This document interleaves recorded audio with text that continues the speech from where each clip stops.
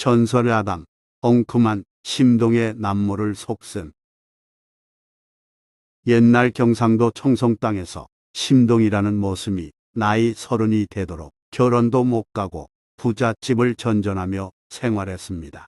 심동은 성격이 좀 특이했습니다.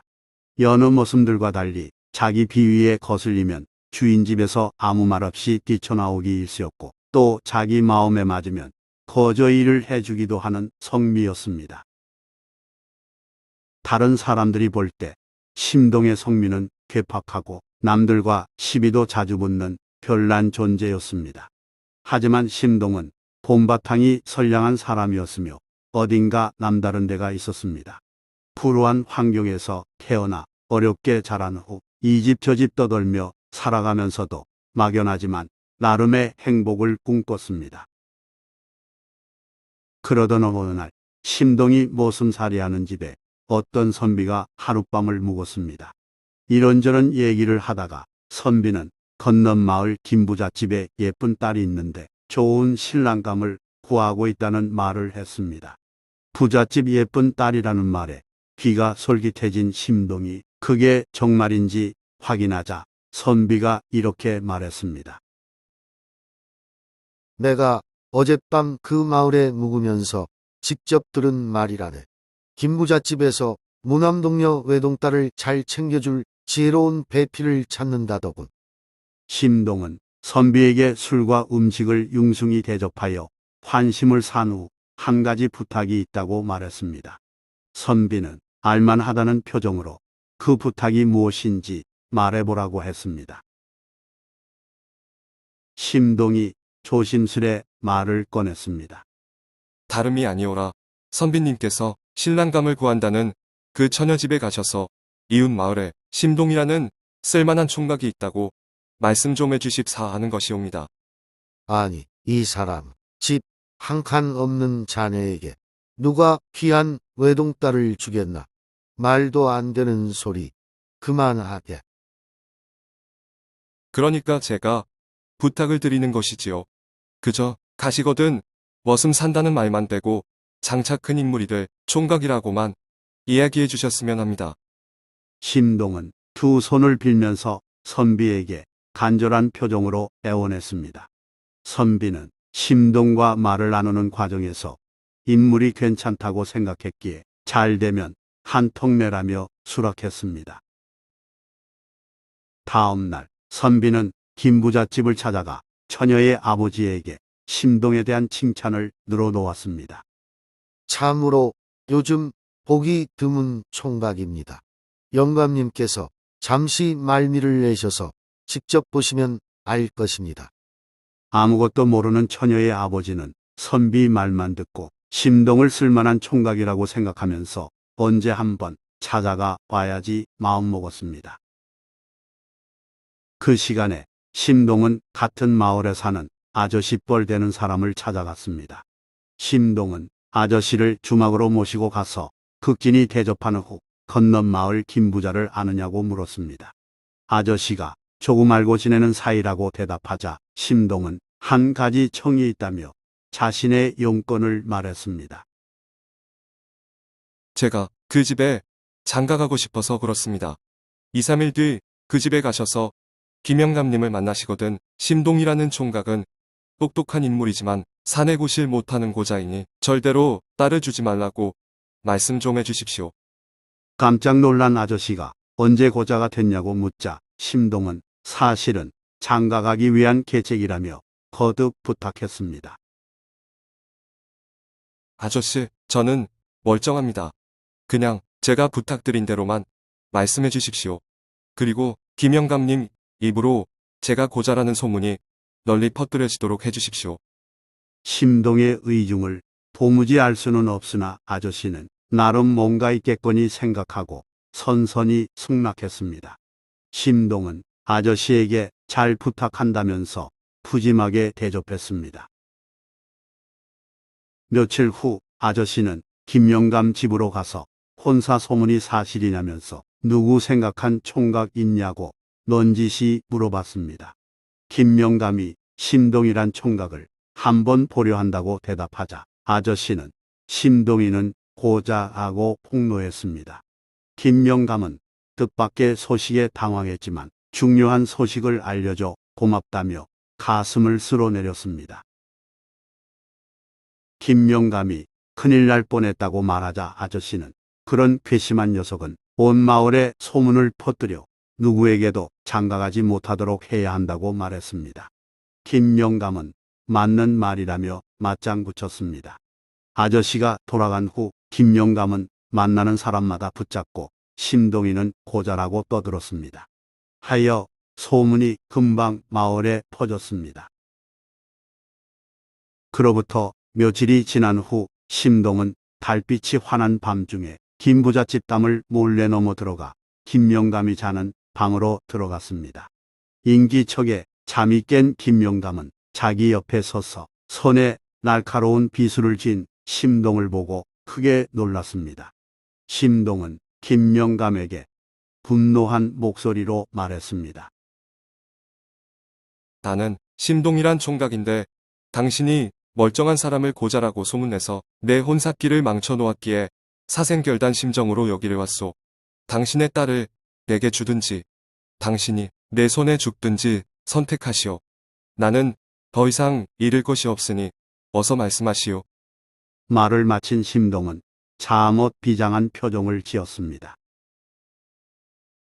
김영감은 벌벌 떨면서 그런 소문을 퍼뜨린 적이 없다고 잡아댔지만 심동은 소문을 언급한 몇 사람 이름을 나열하고는 그럼 같이 죽자며 칼을 김영감 가슴에 들이대었습니다. 사태가 심각해지자 김영감은 딸을 주겠다면서 어서 칼을 치우라고 부탁했습니다. 김영감 아내도 사색이 된 채 심동에게 손이 발이 되도록 빌었습니다. 김영감 부부는 심동의 마음을 돌리고자 계속 애원했고 심동은 마지못해 받아들이는 듯한 어조로 다짐을 받고자 말했습니다. 그럼 말씀대로 대개 따님은 내 아내로 삼겠소. 사조와 태길은 내일 사람을 통해 보낼 것이니 공연히 내일 가서 딴소리하면 정말 죽음을 각오하시오. 이렇게 해서 억지 결혼이 이루어졌지만 문서상으로만 약속했을 뿐 혼례식은 생략했습니다. 심동은 혼례식을 올릴 때까지 첫날 밤 신방 꾸미기를 미루겠다고 말했습니다. 심동은 가진 재산이 없었으므로 당분간 아내를 친정에 맡긴 채 자기 마을로 돌아와 머슴살이를 계속했습니다. 그러던 어느 날 밤 처갓집에 몰래 숨어든 심동은 아무도 모르게 아내의 방으로 들어갔습니다.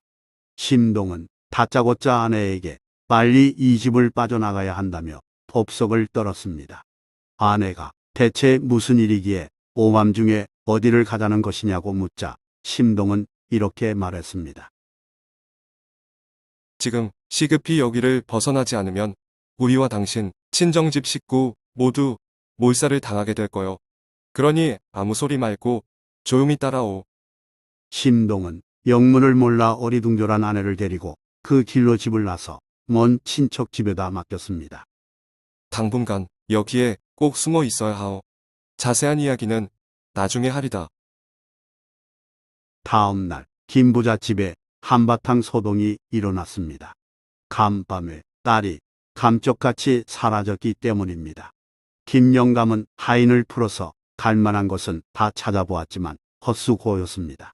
그날 저녁에 심동이 찾아오자 김영감은 걱정스런 얼굴로 간밤에 딸이 없어졌다며 괴이한 일이라고 말했습니다. 장인의 이야기를 들은 심동은 그에 대해 전혀 모르는 척 벌떡 일어서며 화를 냈습니다. 장인어른, 제게 딸을 주기 싫으셔서 어디다 몰래 감춰두고 시침이 떼는 것 아닙니까?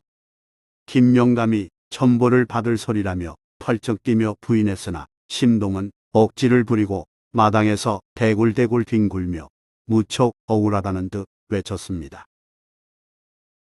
제가 가난하게 산다고 딸을 다른 곳에 숨겨두시다니 도저히 억울해서 못 살겠습니다.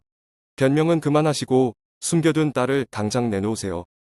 김영감은 진땀 빼며 심동을 달랬지만 소용이 있을 리가 없었습니다.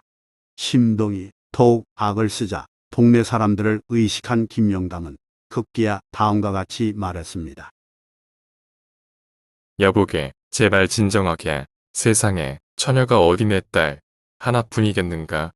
자네에게 우리 집 재산 절반을 떼어줄 테니 다른 처녀와 혼인해서 살면 되지 않겠나. 그러니 제발 참고 어서 일어나게나. 김영담은 일단 심동을 달래느라 이런저런 말을 하다 별 생각 없이 한 말이었습니다. 하지만 심동은 그 말에 반응을 나타냈습니다. 정이 그렇게 말씀하신다면 생각을 좀 해보겠습니다. 심동은 못 이기는 척하며 슬그머니 일어나더니 땅바닥을 뒹구느라 옷에 묻은 흙을 툭툭 털었습니다. 예상 밖의 일에 김영감은 황당한 표정으로 그저 심동을 바라볼 수밖에 없었습니다. 이렇게 하여 장인의 재산 절반을 얻은 심동은 그날부터 더욱 부지런히 일하고 머리를 써서 한 해 만에 재산을 2배로 늘렸습니다. 이윽고 심동은 아내를 데려다가 성대한 혼례식을 올리기로 결심했습니다. 먼 곳에서 노심초사 심동의 소식을 기다리던 아내는 모든 일이 해결됐다는 말에 기쁨의 눈물을 흘렸습니다. 한편 김영담은 엉뚱하기 이를 데 없는 도둑놈 같은 사위를 만나 딸을 잃고 재산까지 절반이나 잃어 분통이 터졌지만 이미 지나간 일이라고 애써 마음을 달래며 지냈습니다. 그러던 차에 심동의 결혼 소식을 들으니 마음이 착잡했습니다. 심동이 새 장가가는 것으로 오해했기 때문입니다. 혼례식 날이 되자 심동은 김영담 내외를 모시러 찾아와서는 신부가 누구인지 일부러 말하지 않았습니다. 김영담 내외는 마지못해 따라 나섰고 혼례식장에서 신부가 잃어버린 줄 알았던 자기 따님을 깨닫고는 너무 기쁜 나머지 미친 듯이 껄껄껄 웃었습니다. 심동은 그제서야 무릎을 꿇고 김영담 내외를 향해 공손하게 사죄했습니다. 장인 장모님, 지금까지 저의 잘못을 너그럽게 용서해 주십시오. 미천만 있으면 크게 일어설 자신이 있었기에 이런 일을 저질러 싸웁니다. 앞으로는 두 분을 잘 모시고 걱정 없도록 해드리겠습니다. 그러자 김영담은 미소 지으며 아내에게 말했습니다. 하하하, 우리 늙은이들이 제 녀석에게 감쪽같이 속았구려. 어쨌든 내 사위가 보통 녀석이 아니구려. 우리가 용서해 주십시다. 김영담은 심동의 손을 잡아 일으켜 세웠고 이후 심동은 장인 장모를 모시고 화목하게 일생을 보냈다고 합니다.